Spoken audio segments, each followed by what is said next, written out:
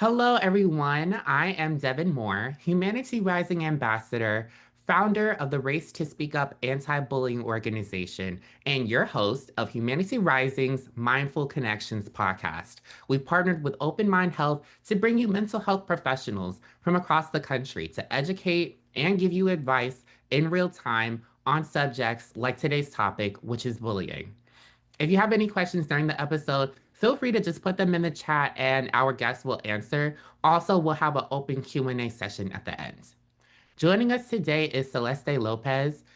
She is a licensed therapist in New Mexico and Washington State who works with both teens and adults in behavioral settings.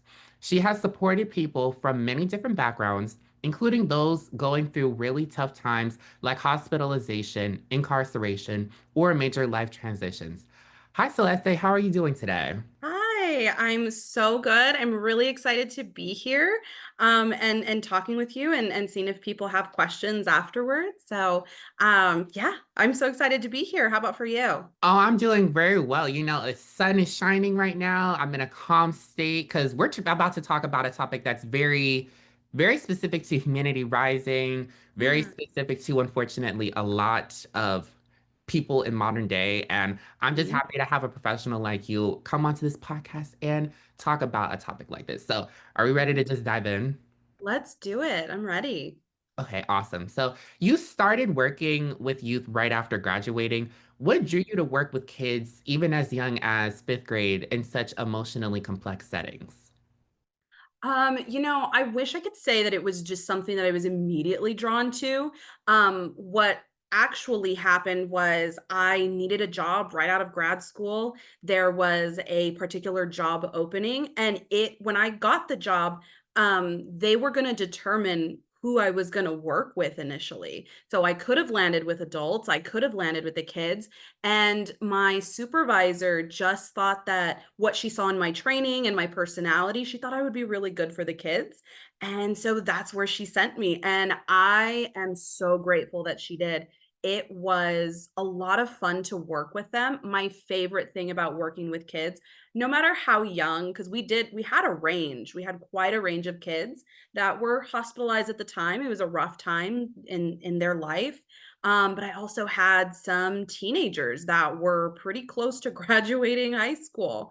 So we had such a range, but the one consistency with all of them, which made them so great to work with, was how much they wanted to get better and how resilient they were. They were determined to do something better, whether they really wanted to be there or not. So I think as time grew on, it was so much more fun to work with them. It was, I don't want to say easier because they were going through a rough time, but it was easier to want to work with kids because the kids are so resilient. They're the best. They have something, they've got this little bit of like oomph and grit that sometimes adults you have to like really pull at to get them to that same place.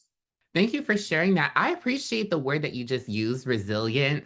I want to give you Mhm. applause for that word. I think especially being a part of Gen Z and just a lot of people who are, within being Gen Z, kind of, we don't really like to take just anything from people. Not that that's necessarily resilient, just being able to go out and, do like, I don't know. I think I just appreciate that word that you used. Anyways, okay. But let's Yeah, move on. no, So, it's yeah. important. It's an important word, and that was because we're talking about bullying today. There Mhm. are, 3 main aspects that I kind of look at when talking about bullying, and resiliency is one of those things. And so it's an important word, so I'm glad it stood out for you. Yeah, and I mean, you've worked in both a children's mental health hospital unit and the adult prison system. What are some of the most important differences and similarities you've seen between the two populations? Hmm. Well, I mean, big difference is obvious, right? We're talking about grown adults who can make a lot of their own choices. And then we're talking about kids who sometimes don't have a lot of choices in their life because they have so many adults making choices for them. But despite that, you'll find more similarities than you'll find differences. Because I say, I worked with grown adults. Yes, my oldest client was approaching 80, actually. But I will say my youngest client that I had at the prison that I worked at was 19. And so there was this huge age range of people that I got to work with that were in similar. It was similar in that they were all incarcerated.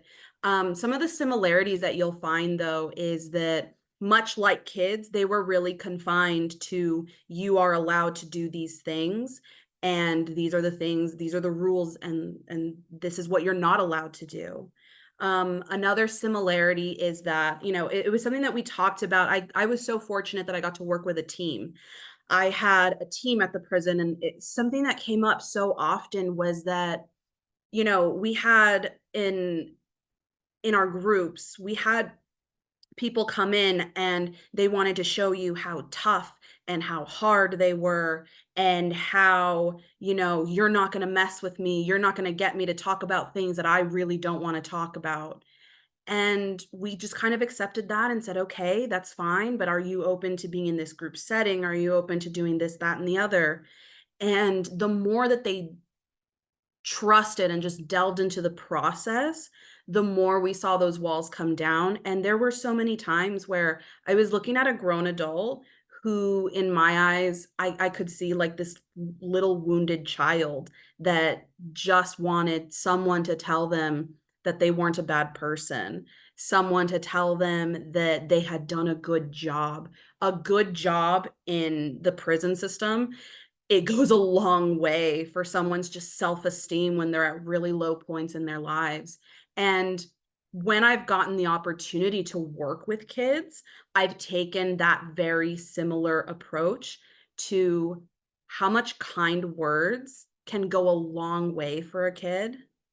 Because most people in life, they just want to be told that, someone sees me for who I am. Someone sees what a good job I did. Someone sees that I tried something that was just so difficult. And that's something that it's a human thing. Whether you're a child, whether you're an adult, whether you're a teen, whether you're an 80-year-old grandma, grandpa, there are just certain human needs that it just feels good to have. And that's part of working with humans. It's part of being human, is being able to recognize that stuff. It's so interesting that you bring up that example of the adult who you were working with, and you could just see that, it's just a child, like at heart and stuff. Because Mhm, I'm just thinking about how when I do my race to speak up against bullying workshops or any other mhm, workshops through Humanity Rising, and mhm, I've spoken to a wide variety of different adults, just adults from a variety of different backgrounds, and those who have gone through bullying when they were younger. And one thing that I also just kind of notice is just the impact that it has that will lead into their adult life, that continuous amount of anxiety or that continuous spouts of just not wanting to be social simply because of what you went through when you were younger, a mhm. variety of different things. And it's all unfortunately caused by bullying and leads into adult life. And everyone, just to kind of reiterate what exactly bullying is defined as the unwanted, aggressive, repeated behavior aimed at a target, and it is meant to inflict harm. And it can also be a power imbalance. There's a lot of different parts or components to what bullying is. And while not all people who bully become criminals, I mean, you've specifically have seen some behavioral parallels between individuals you've worked with and those who engaged in bullying earlier in life. Can you talk about that or talk about it without generalizing? Sure. So, one thing about when I was preparing to talk about this topic, it's something that I was informed about, but needing to take like an extra step. Like, what can I really give to people on this topic? And one thing when I was looking at research, I was looking at YouTube videos, I was trying to listen to other professionals and trying to see, like, okay, what is kind of the similarities that everyone's really talking about. And one of the important things to point out is that bullying is experience specific. So, in your own experience, whether someone is the bully or the bullied, right? Whether you're on the giving or the receiving end of that, what you'll find are patterns. And especially if you are the receiver, I heard this wonderful piece of advice from a psychologist that I was when in my in preparing for this, and she said something to the effect of, "Look at the instances when you are getting bullied." Right? Because there's gonna be consistencies, or at least we would assume so. And it's experience specific. And I always wanna point out that, the society that we live in, that kids are raised in, that they're being raised in right now, um, the world is not always the kindest place, and I wanna be sure that we acknowledge that BIPOC communities, if you fall in a BIPOC population, if you fall into an LGBTQ+ community, if you fall into a disabled community, whether that's, cognitively, up here in your brain, or whether that's physically, there are gonna be certain vulnerabilities. Okay. And it's not to say that if you fall in one of those populations or one of those communities that you are weak. It is to say that people view you and this one thing about you as something that is weak, and they want to attack that. And so it is experience specific. I can't emphasize that enough. And there are things that bullies generally do, which is going to be name calling. That's a little more direct. There is being passive aggressive. It's trying to isolate you as a person, like those types of things. That's their ultimate goal. If someone is trying to bully another person, and there are just different ways to go about those things. And then, of course, this day and age in technology, I always want to bring up that cyberbullying is a very real thing. I grew up personally I grew up in a time where we didn't my parents didn't have cell phones. They didn't get them till much later, and I didn't grow up with a cell phone all the time. I didn't get a cell phone till I was a sophomore in high school, and even then, I didn't get texting till I was a senior in high school, and me and my family shared that. We had a number of texts that we got to share, and I didn't my friends had to create my social media for me because I didn't have those things. So, I can only imagine the struggles that kids are growing up with these days because the technology, the AI, the real images that like how lifelike they're getting that they've gotten is so crazy. And so there's going to be the way that you deal with an in-person bully is going to be different than the way that you deal with a cyber bully. The way that someone is attacking the way that you dress is going to be different from the way that you address a person who's attacking your skin color. Like these are all things to take into consideration, and dealing with bullies is not a one size fits all solution. Thank you for saying that. I feel like you really just like gave specifics on it because, it is specific to certain situations or like it's not random. That's usually what I like to say. It's just bullying is not random. I was personally, when I was bullied, I was targeted because of my skin color. There's been countless amounts of, but that's a whole other thing in itself, but there's Yeah. been countless amounts of stories that I've just alone have seen on the news where someone was bullied because of their race, because of their sexuality, their gender, their ability, all these different components. And it's so targeting someone for something that is a part of them, something that is beautiful or maybe even unique to them. It's just, Mhm. it's to keep it very simple, all types of just inappropriate. It's all types of rude. It's all types of, and on top of that, it leads to within the one being targeted such even more like unhealthy behavior, that anxiety, that depression, that sadness or anything that comes along with that. I Mhm. remember in one of our intro calls that you had mentioned that many people who or many people don't know how to channel what they've been through into Mhm. something healthy. What Yeah. advice would you give to someone, especially a young person, who feels Mhm. stuck or angry because of their past? Yeah. Well, I mean, I'm a therapist. And so whenever I get clients who come in that are that have this emotion, whether it's sadness or anger or shame, whatever the emotion is, I would say to any young person, whatever you're feeling, it is okay. It's okay to feel sad, to feel angry, especially when you reflect on parts of your past that maybe are embarrassing or shameful, things that you don't want to talk about. I want to say that you're not alone in that. We all have things that have happened in our lives that we don't want to talk about.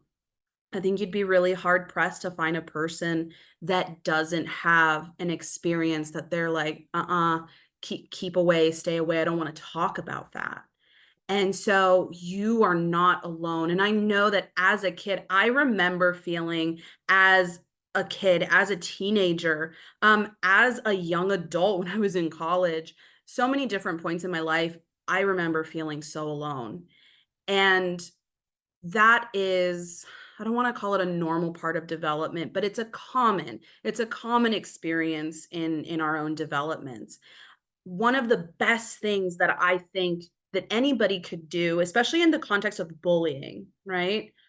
I always think about resilience, right? That word comes back up. And the best thing that you can do for yourself, I think there are a few things. One, I think you can learn to stand up for yourself. That's one thing that bullies don't expect a lot of times. They're gonna pick on people who they think they can get it away with it.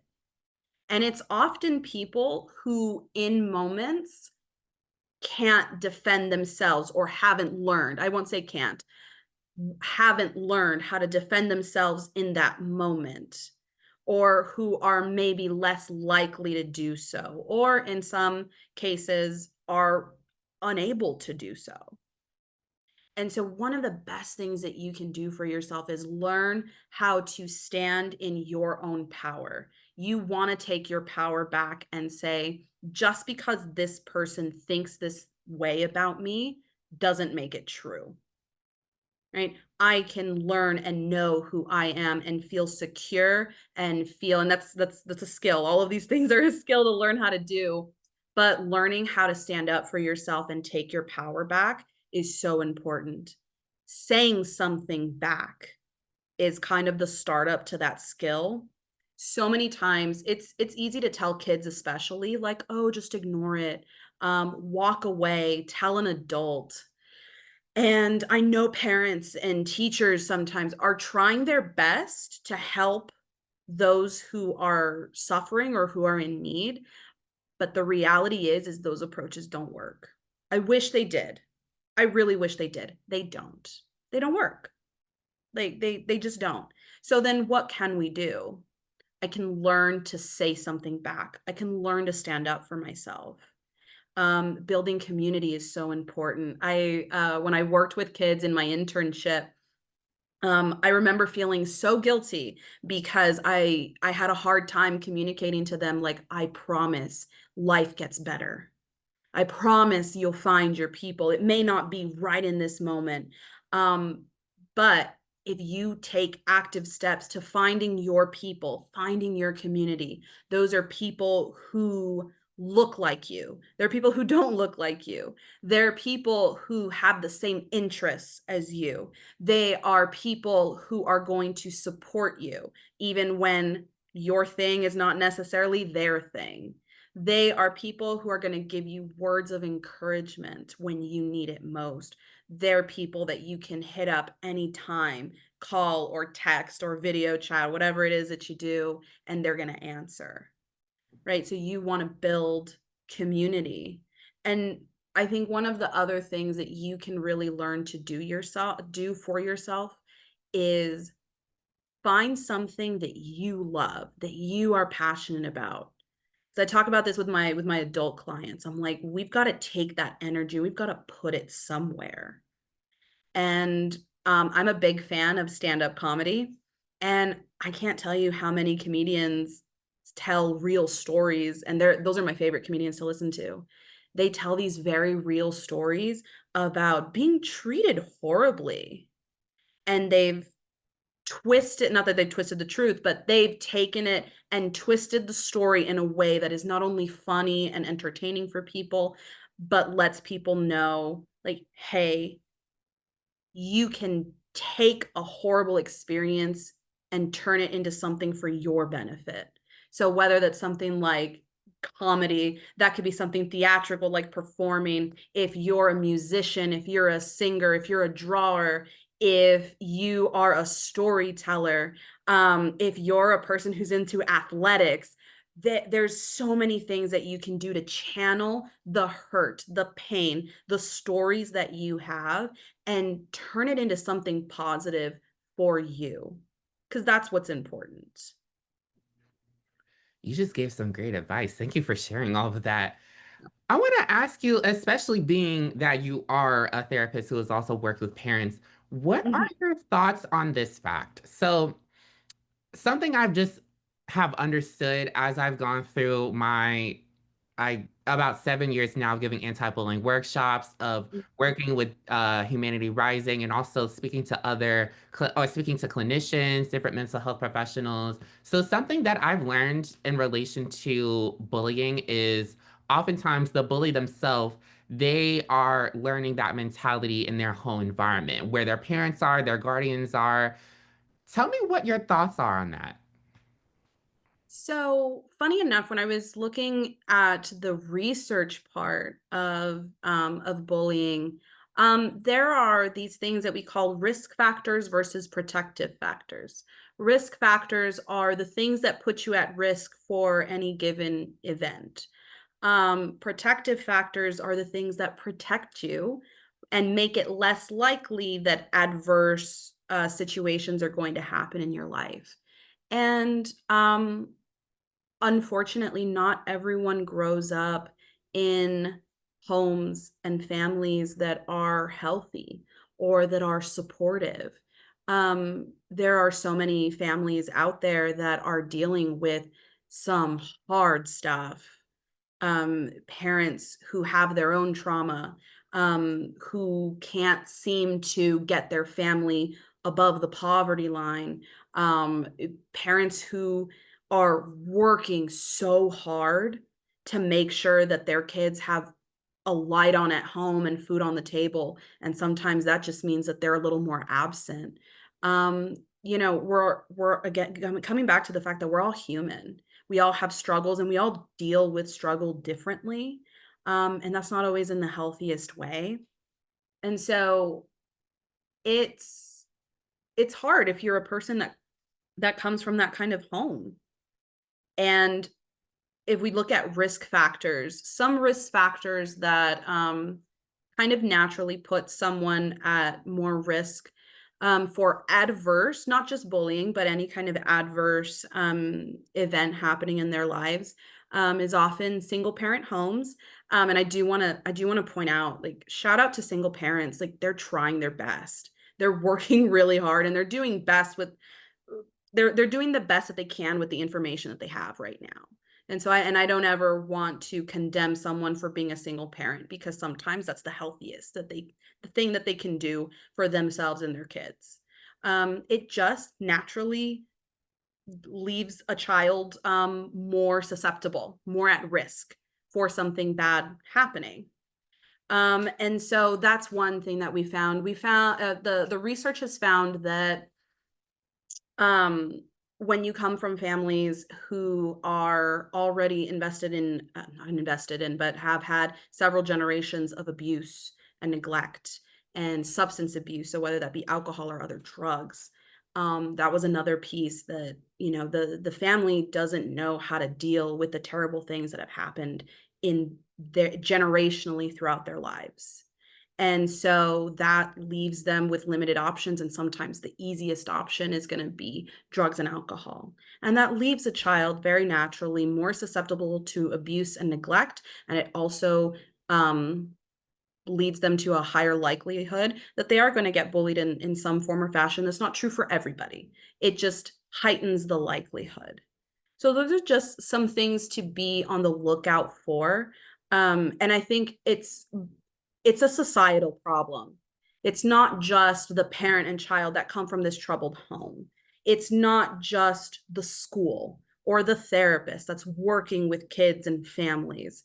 It is a societal problem. How do we get people out of these cycles of poverty, out of these cycles of abuse and neglect, out of these cycles of substance abuse? How can we as a society help families as a whole dig themselves out and give them the support that they need so that we build happy healthy relationships and happy healthy human beings? Like, that's ultimately what we want to be able to do. And especially for kids, if we can help kids in a way that have healthier home lives, healthier school relationships, healthier social groups and friends and activities and things to occupy their time, anything that's going to help support them, um, we are going to naturally lessen how much bullying kids experience, how much people feel the need to bully others. And if we can do that, there is a direct link in the research that shows that bullied kids are becoming more suicidal in their thoughts and in their attempts. And that's not what we want. That's not what anybody wants, not for our kids, because these kids are going to grow into adults. And what they learn and the kind of support that they learn to give other people is going to be, as an adult, it's going to be on them to learn now as an adult if they didn't learn it in childhood. How much better would it be if we can give kids all the resources that they need and supports that they need to grow into the happiest, healthiest human being possible so that they can pass it to the next person and the next generation. And then they can pass it to the next person and the next generation. I mean, what kind of a world would we live in? I think we could drastically shift the kind of world that we live in if we focus on being able to give kids the best resources that we can. So I know that was like a totally long-winded answer to everything that you asked. No, that was a great response. And there's another fact that you're making me think of, especially when you bring up how oftentimes those who have gone through bullying, they experience suicidal thoughts or suicidal ideations. And Mhm. that overall is just so, so devastating. And another thing that I've also have researched, and I mean, listen, you're the therapist, so of course we go with what you say, but also another thing that I've researched and kind of found when speaking to others, and also just actually, again, just going back to the news, especially a couple years ago, um, I'd see a lot of students would go back to school who have gone through bullying, would go back to school with a weapon to get back at their tormentors. Now, so you're based in El Paso, a city often ranked among the safest in the US, yet it experienced deep trauma from the Walmart shooting a few years ago. How has that shaped your views on community healing? Uh, it Sorry, I got like a flash to a client that I worked with, and she was actually working. She was a Walmart employee, and she was there that day. And the anniversary is in August. I try not to remember the date too well, actually, because I kind of want that day to pass and go. But if the anniversary is this month, and it was just in this past few months that the Walmart shooter actually, I think all of his court cases came to a close because he had state and federal charges. And so community healing, it's it's needed. Like, in order to heal, I think you need community.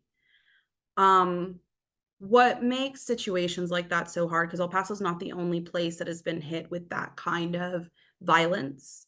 We hear about it so often, especially in schools, that People want to get back at other people, and the way that they do it is to use weapons. And you know, I can't speak to any person's personal experience. It's for them to be able to say what their experience was and why they made the decisions that they did. When it comes to community healing, though, to combat some of the violence and hate that really come from those instances, um, you can't push against hate with more hate, because that's just like adding fuel to the fire. And we've mentioned resilience several times. Resilience is not easy. It's not this fairy tale, picture perfect, easy thing, place that you can get to. Resilience, building it is hard, and it sucks sometimes. And sometimes you have to swallow the difficulty of reality. Community is a wonderful, beautiful thing.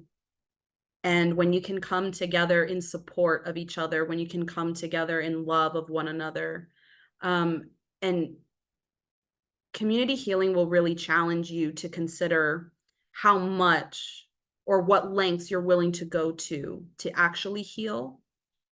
Because I would love to say that after working with people who had been there the day of the Walmart shooting, I wish that I could say that I never had another bad thought about the person that perpetrated such violence. And this is just not true. As I was hearing news articles about what was potentially going to happen to this person, I mean, there were harsh things, like they put the death penalty on the table. And up until that point, I was like, I am not a believer in the death penalty. I don't believe in putting people to death. Like, that's an eye for an eye. I don't agree with that mentality on a personal level. And I surely don't believe it on a community level. But that really made me think, like, do I actually believe that? Because this situation is really going to challenge my beliefs. Like, this is a person that really harmed my home. Like, I never had to worry about going to the grocery store, and now I see security guards at the grocery store. Like, I see police, I see armed police, and that was never a thing. And how could I not hate this person that like wrecked my community? But the truth is you have to dive into people. Even if people are going to give you hate, you have to dive into people with love. And that's so hard to do. It's hard to do on an individual level. It's hard to do on a community level. But community is so important. You need people who are going to lift you up when you're down. You need people who are going to be very real with you and who are going to challenge you and tell you when maybe you could benefit from a different perspective. You need those people in your life. You need to be able to go to not just your family and your friends. You need to be able to go to the organizations in your community and say, hey, I think we might have a problem. Hey, I think this group of people really needs our support.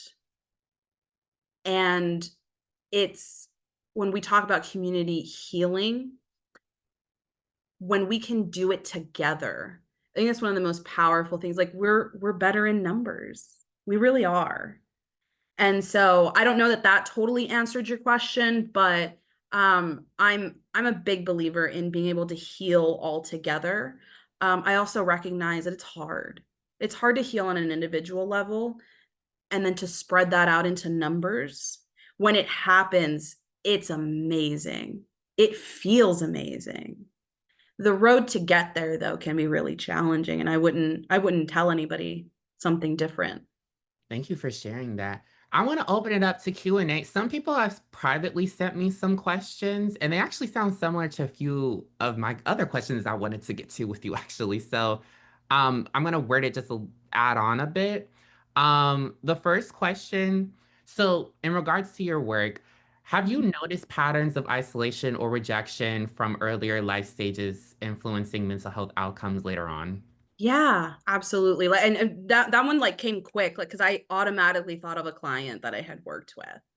And He was an interesting person because he was an incarcerated person. Sorry, that's the majority of where my work has been.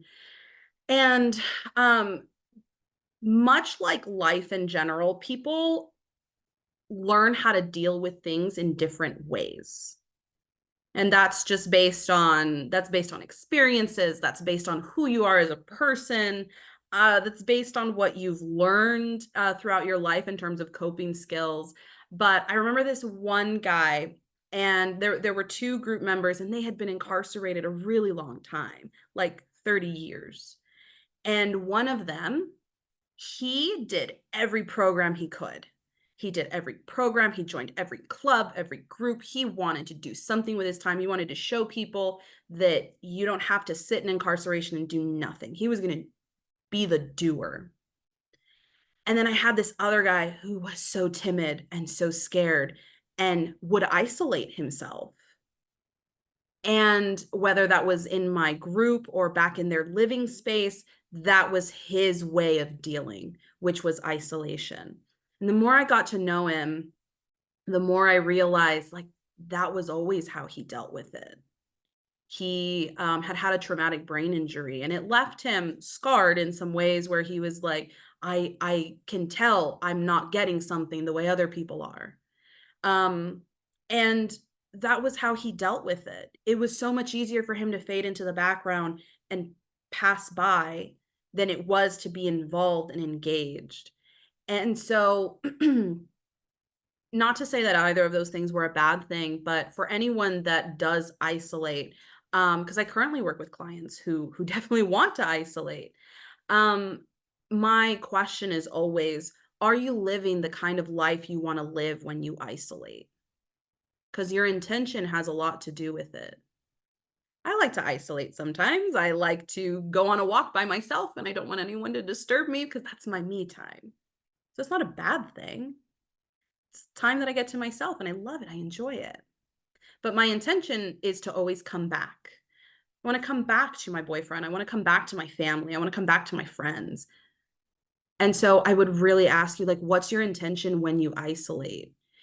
If you're isolating because you feel alone and you think no one cares, if you're isolating because that's easier than putting myself out there because I'm so scared of rejection or embarrassment, you know, if those are your reasons, let's talk about what kind of life you want to live. What's the actual life that you want to live? And if the life you want to live is you mustering up some courage to put yourself out there more. If the life you want to live is with people, with friends, if you want to live a life that is more involved, that's not just you, which I think most people want to live, then there are steps you can take because we're human beings, and if COVID showed us anything, it is that we need each other. We need people. We can't do it all alone. No one can do it all alone. And so, yeah, if you create this habit of isolation, it can and will take its toll on you after some time. And as you grow older, it gets harder to really push yourself to get yourself out there. And you'd be amazed at what you can accomplish when you do put yourself out there a little bit more and you try to break the habit of isolation. And so to build some better mental health. So I always want to put that out there. Isolation is not totally bad if your intention is to take some time to yourself and then return back to community, friends, family, class, sports, whatever it is. If your intention is because you don't see another way for you, I would say let's talk about how you can find other ways of coping, because there are some healthier ways to do it. Celeste, thank you so much for sharing your knowledge. Thank you so much for being a guest on the Mindful Connections podcast. I think this has just been a really great conversation. Yeah, I've enjoyed it. I've liked the questions, and so I appreciate you asking, and I hope that it was helpful. I hope that someone was able to get something from today. If it didn't land for someone, I get it. But I hope it did. I really hope it did.